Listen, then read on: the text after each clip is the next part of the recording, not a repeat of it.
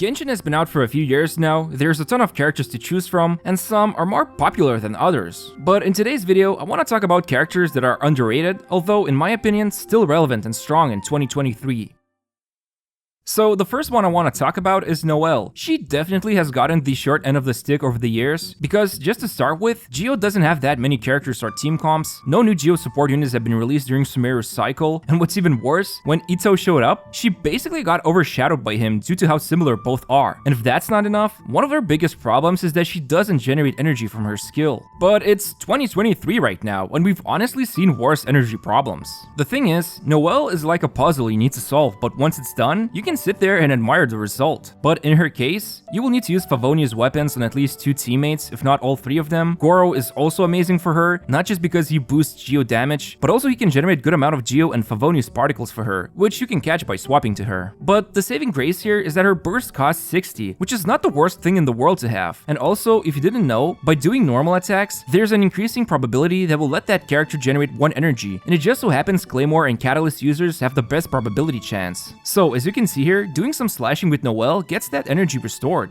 But honestly, the thing I love most about her is that when there are multiple enemies, especially if they hit hard, her team-wide healing by using the skill is kinda amazing, and gives you a nice amount of team options you can go for when she's taking care of the survivability. And truthfully, it's not the energy problems that's holding her back, but her final constellation. If you don't have it, a good chunk of damage will be missing. However, this is also a bit of an outdated statement because it's been around since Genshin's launch, and these days we have her dedicated artifact set, we know how valuable Benny Boy is, and Goro is also there to help her out. All in all, Noelle's mono Geo teams still hold up really well these days. Sure, she has some problems, but as time went on, in my opinion, she's still relevant even till this day. Now, before we move on to the next character, a quick word from today's sponsor. This video is sponsored by Mad Tale, an idle RPG set in a dark fairy tale world with reversed personalities. For example, Snow White in this game is a manipulative person that wants all the attention, and Cinderella is ready to inflict pain as long as she becomes a royalty. And there's many more twisted characters you'll meet. There's 5 different roles and 3 various types to look out for, and they all hail from one of 6 different camps in the game. You can get new partners from the summon system. For example, there's Puss in Boots who has a cool blink strike, and Rapunzel who can summon vines and entangle her enemies.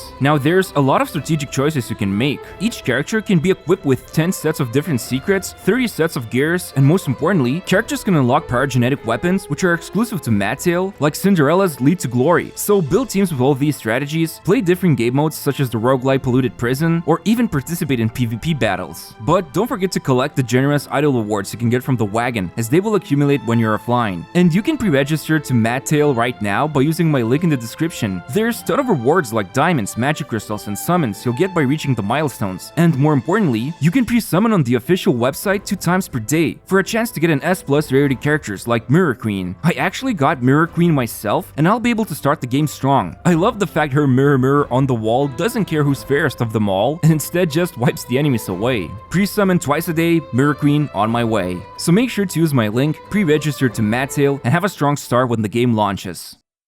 So, it's no secret that Heizo has been often compared to Sucrose or even Kazuha, and things like his underwhelming crowd control or short-range normal attacks make him inferior. But honestly, if you can get behind his playstyle, he is an extremely fun character to use. When punching enemies with his skill that scales extremely well, or kicking enemies with a burst that has a low 40 energy cost is one of the few things that makes him a great unit. And the thing is, because of how fast and fluid his animations are, he is a superb quick swap unit for teams like Freeze or Vape. At the same time, he's also a great driver for comps like Electro Charge due to the low charge attack stamina cost, and as you know it, charge attacks have no ICD, so you can always create reactions with his sweeping kick. And after making guides on complex characters for a few years now, you gotta appreciate his simple yet strong passive. Punch an enemy with his skill, and everyone besides him gets 80 elemental mastery boost. Also, if you are invested into Wanderer or Xiao and have obtained a C6 Farzan, she is honestly amazing with him and only turns him into an even stronger damage dealer. And don't forget he is an animal catalyst, which means you can just slap on him Viridescence and Thrilling Tales, and he can still land some quick punches before swapping out and buffing the main damage dealer, which works out super well in quick swap teams. Now, I do have to be honest with you here because my Heizo is C6, however, when he first got released, I had him at C0 for a pretty long time. But I will admit, his constellations, especially C4 and C6, are amazing, but without them, he still works as a great unit for many team comps.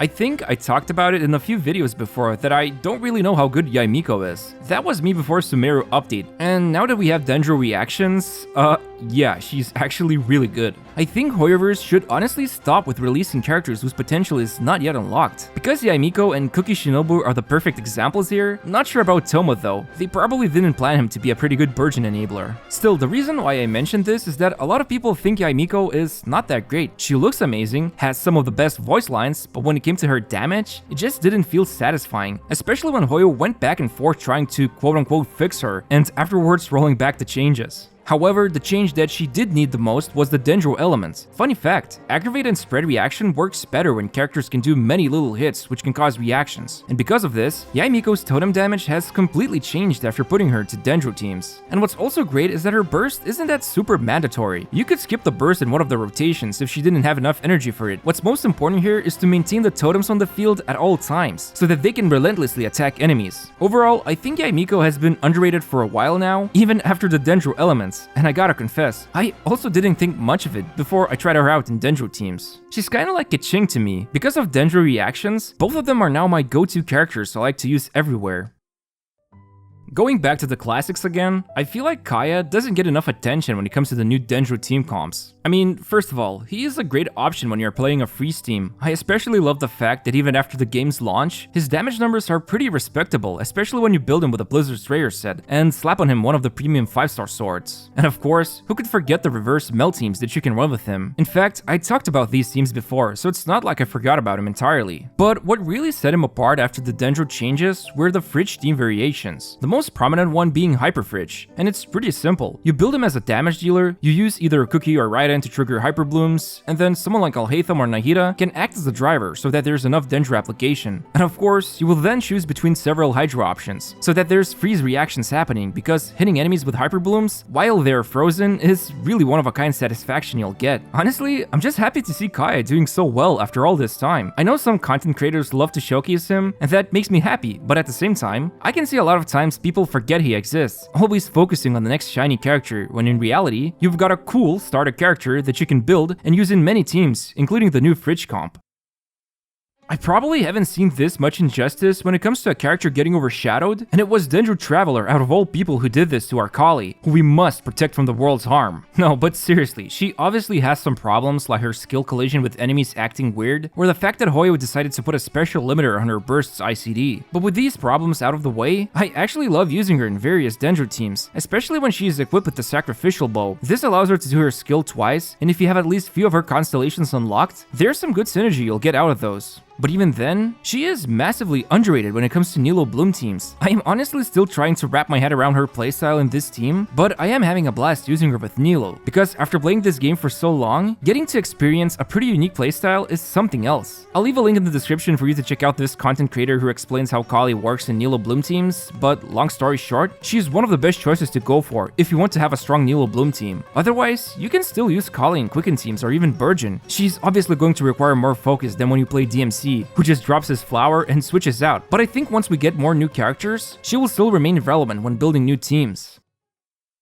I know I just talked about only 5 characters in this video when there's 68 of them, well, 71 if you count all Traveler variations, so it's only natural I would pick few of them and talk about it. Still, I would say from old school characters, Razor deserves a mention thanks to his newfound Thundering Fury team comp. I mean, it's not super new, it's been around since Dendro showed up, but still, it's a fun comp that revives a character who got power crept by Eula, who then got power crept by Hoyo's inability to create new fun physical team comps. I also gotta mention Yanfei, or Tangfei. She's still a great shielder for many teams. Lisa is also somebody who definitely benefited from the Dendro changes, and surprisingly enough, I don't see a lot of people talking about Beidou, who at one point definitely was popular. Remember that whole fiasco with Raiden not working with Beidou's burst? Well, I remember. Anyway, thanks for watching this video. I would really appreciate if you press the like button, subscribe to my channel, and check out today's sponsor to help support me. Thanks again, and see you next time.